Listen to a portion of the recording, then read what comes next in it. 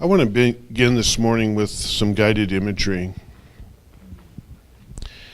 But before we get into that, I want to say that if you have never personally had the experiences that this imagery is going into, I want you to imagine from a higher place what that experience would be like, or these experiences, the idealized experiences. Because I know that we all come from different backgrounds. We all have different experiences. And sometimes our hearts yearn for an experience that we haven't had. And so today I would open you up to the idea of having that experience if you haven't actually had it. So I would invite you, if you're comfortable, to become comfortable and close your eyes for just a moment.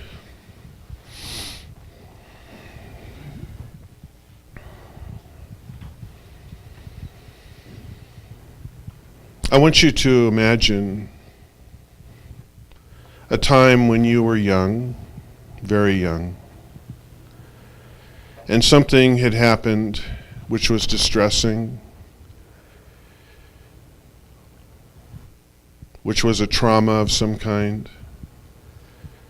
losing something or someone,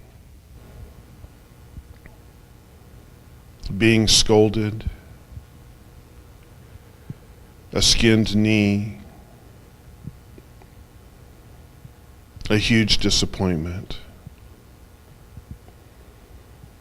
maybe a nightmare. And in that time, you sought out an adult, a parent, with tears in your eyes. And you raised your hands in the air, wanting them to pick you up, and they did. And they sat down with you and they held you, oh so close. And now we remember the warmth of that being held close, maybe rocked. And at some point, that adult leaned forward and gave us a kiss on the forehead. A kiss that lingered. A kiss that we can still feel today. A soft, moist, warm kiss.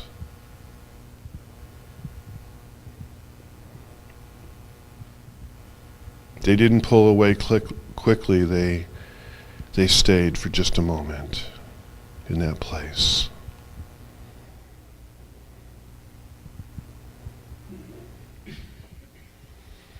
And now I would invite you to shift into a place of the parent.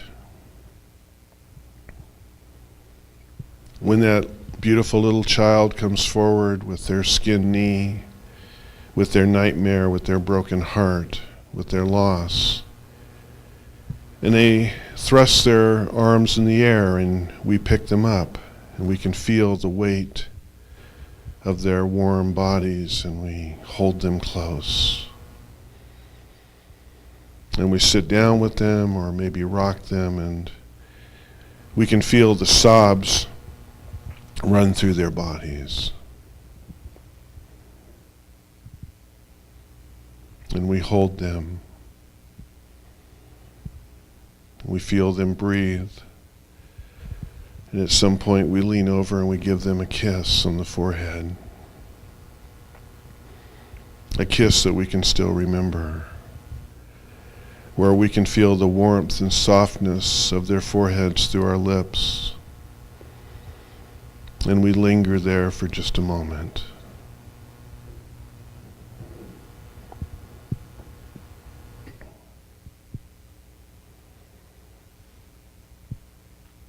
Slowly the sobs go away and they give way to a breathing pattern that begins to return to some sort of normalcy. And we are simply there with them.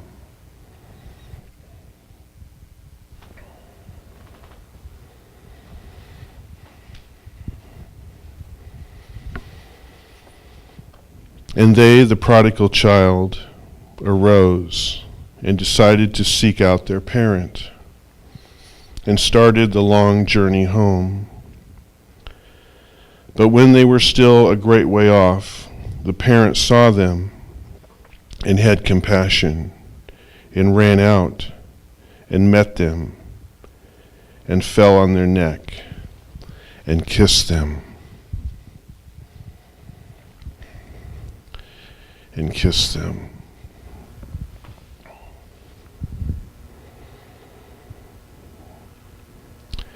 Now, if you feel comfortable, I'd invite you to rejoin the room. Open your eyes slowly and take a good deep breath.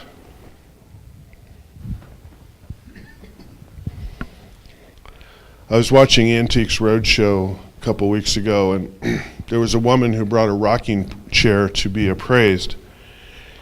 It's a rocking chair that had been in her family for a really long time, generations.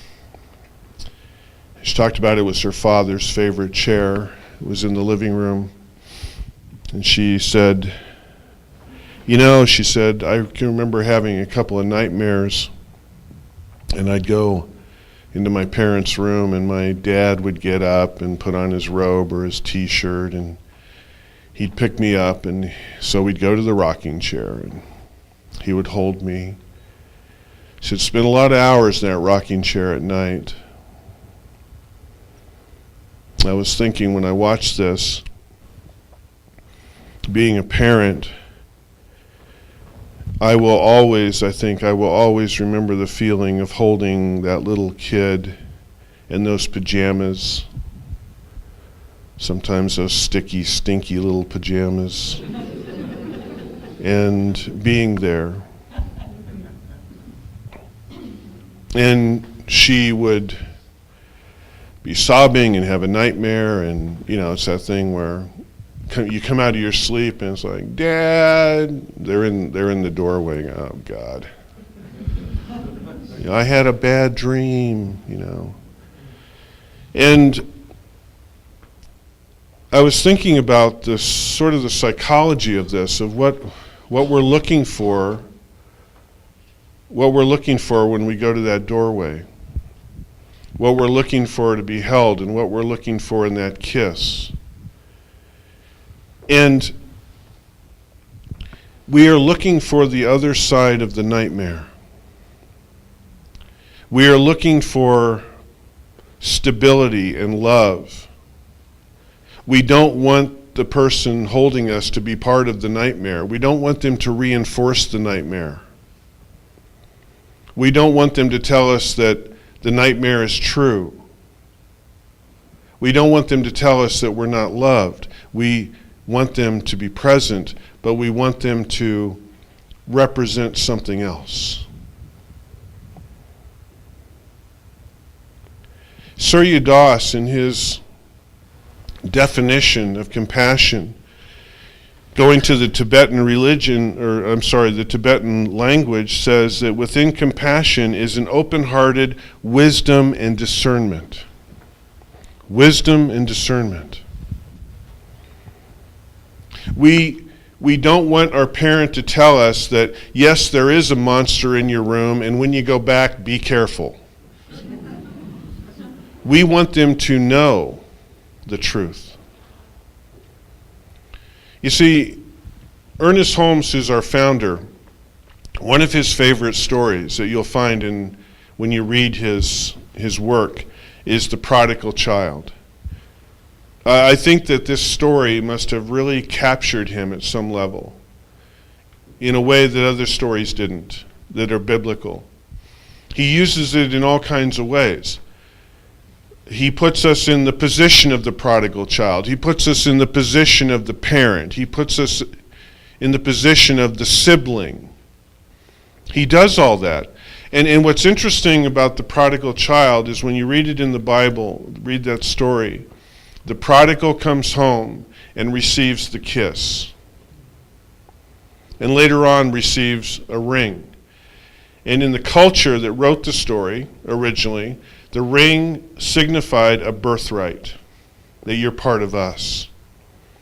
Ernest Holmes says The kiss and the ring are the same thing.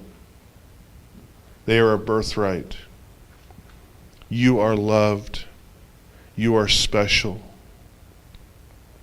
And that nightmare you just had isn't you. And so then I thought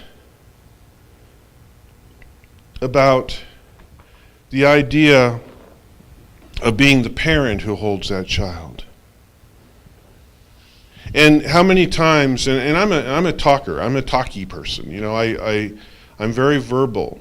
I probably err on talking too much, but I can remember going through that with my children, that wasn't a time for talk.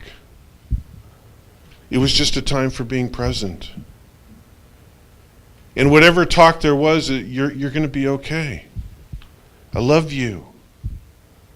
There's nothing there. That's not the truth of you.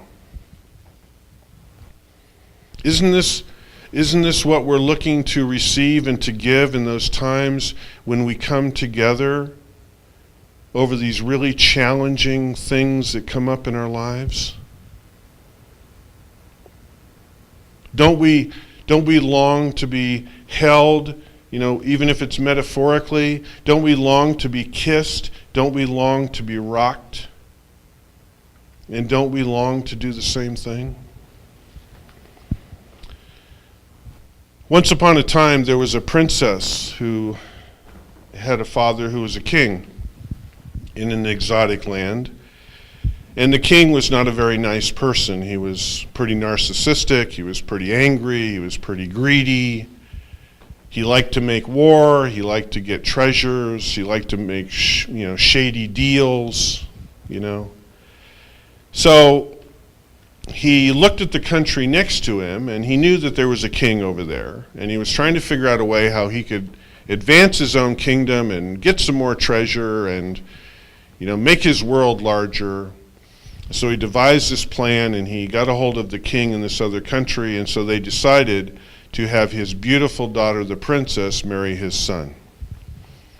And so the king came to her one day and said, King so-and-so in the land next to us, I want you to marry his son. She said, well, I've never met the son. And he goes, well, I haven't either, but it's all going to be good because, we're going to advance our kingdom and we're going to become more wealthy, and I just need to have you marry him. Excuse me. So she thought about it for a moment. She said, no, I won't do that. And he said, what?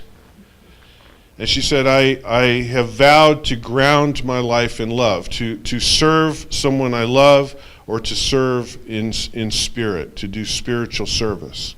I want to live in love. I don't want to live just for material goods.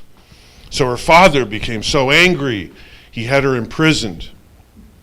He told the prison officials to give her the hardest labor to do and to treat her as horribly as you possibly can, worse than any other inmate.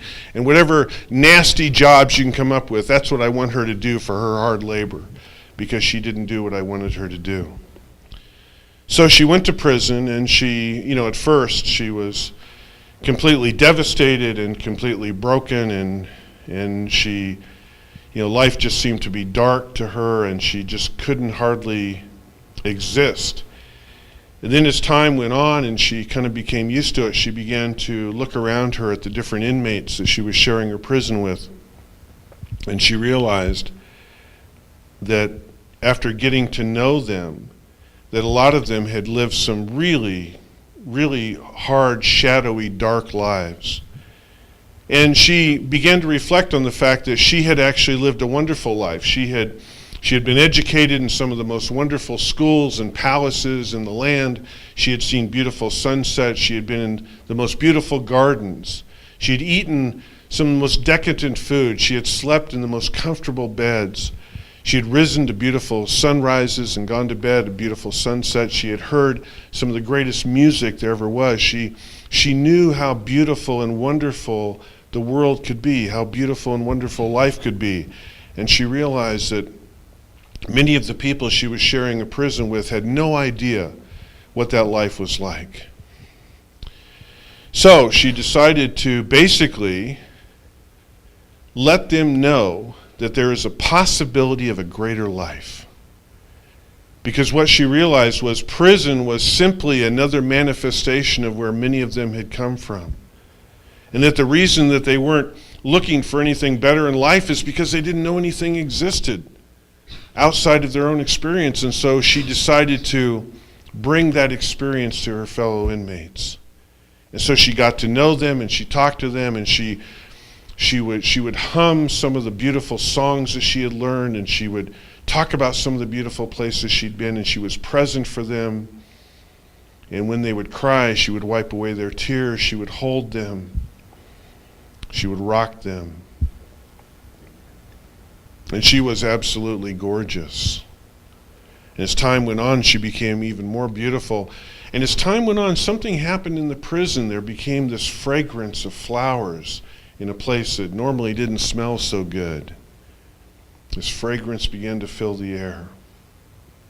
And on the days that were hot, there was a cool breeze that came through, and this fragrancy of these flowers was even more intense. And on nights when it was really cold, there would be a warm, caressing breeze come through the prison, and again they could smell the flowers. And the prison began to attract birds and insects like butterflies to it. And pretty soon the sounds of nature could be heard. And that princess was Kuan Yin. And if you look at Kuan Yin, and we have her today with us, she is the goddess of compassion.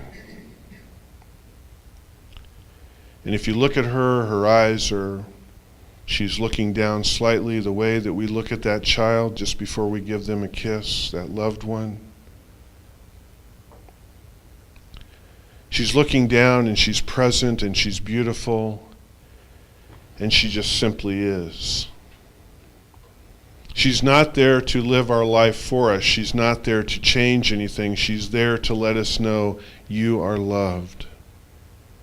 And there is a better life. I know the truth of you. I know the truth of you. And I can be present with you until you know that truth too. Until you know that the nightmare is not the truth of you. I have spent almost 30 years of my life working with people. I spent 20 years in the social work capacity. I've spent time here.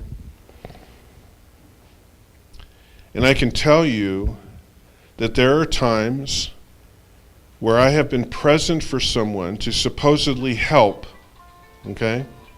To supposedly help. And excuse me.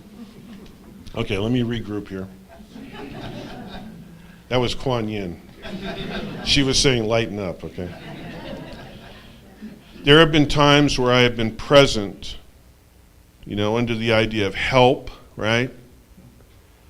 And so imagine this, someone is drowning, the person who comes to help gets involved, and suddenly instead of one person drowning, you've got two people drowning. I've been involved in that. And I've been involved in that because I didn't listen to Surya Das, who says that I need to have open-hearted wisdom and discernment. Because I have allowed myself to become part of the problem. In social work, this is called enmeshment when it happens. And so, when we look at the idea of healing, Kuan Yin is seen as the goddess of mercy.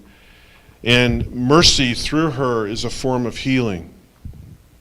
And so how does healing take place? Healing takes place, it's the idea that healing is first possible.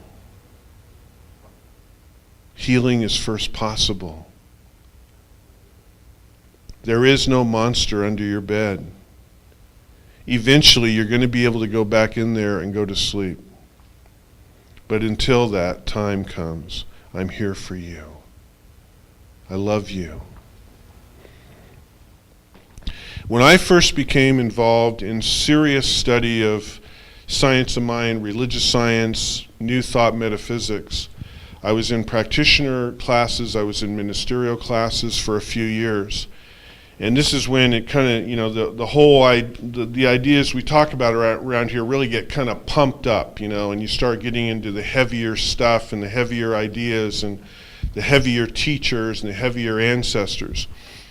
We have an ancestor in New Thought by the name of Thomas Troward. Thomas Troward is a kind of a heavy hitter in terms of intellectually. He was a subject of Great Britain. He spent many years as a judge in India. Probably had an IQ off the charts, really smart guy. He was a lawyer, obviously, and a judge.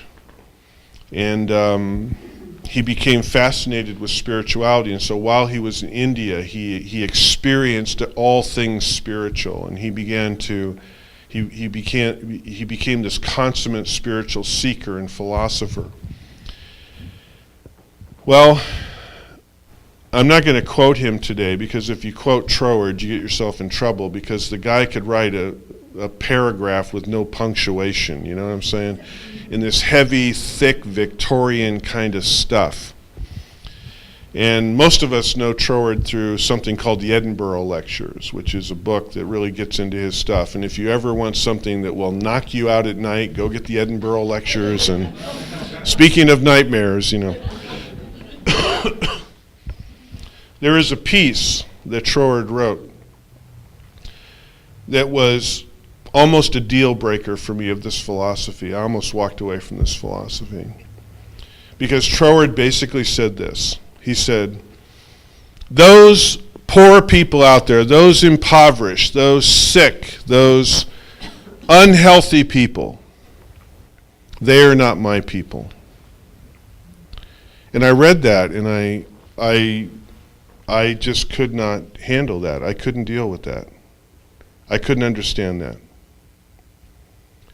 And so the ministers I was working with through the time, my teachers, and I had some really good teachers, I came forward and I said, I can't do this. I mean, if this is what this philosophy is about, I can't do this. And under their guidance and their tutelage, what I discovered was, what Troward was basically saying, I don't think in a really great way, but anyway, this is what he was saying was, I will not lend my energy to supporting the consciousness that creates poverty and war and lack and loss. I want to lend my consciousness to healing, to truth, to light, to optimism. Simply put, in Andy language is, I want to be the parent that holds the child who knows the truth for them. That the nightmare is not reality. That the darkness is not real. That there is a light. And I want to give them the kiss of the birthright of letting them know that they are a loved child of God. Now, once I understood that, obviously I embraced this philosophy.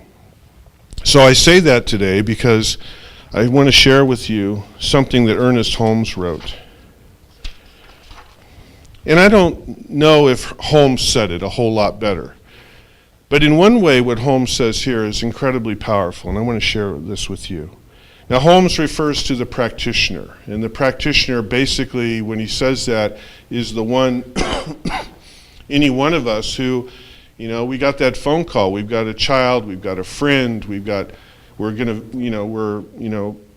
come over to hospice, or the child's got the nightmare, or be with a loved one, or whatever that is. So Holmes says, a practitioner must be filled with the spirit of divine compassion. They must have a deep underlying sense of unity and sympathy, else they will do little good. But they must not have sympathy with the disease.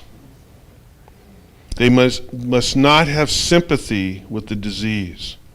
An enlightened soul understands the meaning of humanity and expresses it, but not morbidly. I mean, wow, that's really, there it is. I went through a time with my daughter where, she did her typical thing, came to the door, Dad, I had a bad dream. So I go out, did the thing. And then I noticed that after that, over a period of time, she was showing up almost every night. And I started to figure out I was getting worked, okay? Because she just didn't want to go to bed, you know what I'm saying? And so then we had to have a different conversation. And she, and I would ask her, well, tell me about your dream. And every night it became more and more intense and dark. I thought I had a little Martin Scorsese here, you know what I'm saying? And sometimes people want to live in their stuff. See, the thing about the prodigal child, and Holmes, who loves this story, says the prodigal child, if you read the story in the Bible, woke up among the swine and basically said, I don't want to do this anymore. In the 21st century, we would say, I'm sick and tired of being sick and tired. And I know there's something better for me. But if we have someone in our life who's living with the swine and they just kind of want to stay there and talk about it, that's a different story. And that's the conversation my daughter and I had to have. This ain't working. I love you. No more kisses. Okay? Because I can't do this. And I would argue that as someone who's worked with people over the years, I know many of you have too, that when I have found myself drowning, when I have found myself enmeshed, it's because I'm trying to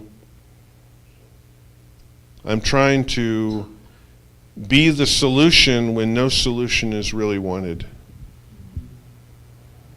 And we got to make that decision. About a year ago, I sent a text to somebody who I love very much, who was very much into living with the swine at the time and deciding to sort of set up shop with the swine, and kept reaching out to me. And my text simply was, I love you and I know that you're better than this. I hope you have a really great day. And that's the best I could do. And so, this idea of healthy compassion. To be fully present, to wipe away tears, to hold, to kiss, to be there. But to remember the discernment and the wisdom. There's something better for you. And I know that for you. There's a higher truth for you. What I've talked about today is really the cornerstone of what our movement in New Thought is all about. And what it comes down to, we, in our philosophy, we believe that in terms of really moving forward, in terms of the healing process, that we step into this intention of prayer. We step into this idea of moving beyond the swine, of coming back to who and what we truly are. And as practitioners, as those of us who work with people in our movement, we are simply instructed to, like we do with kids, the nightmare is not you. The nightmare is something else. But I'll be here with you until we both figure that out. And the person to do that with you today is Sheila McDonald.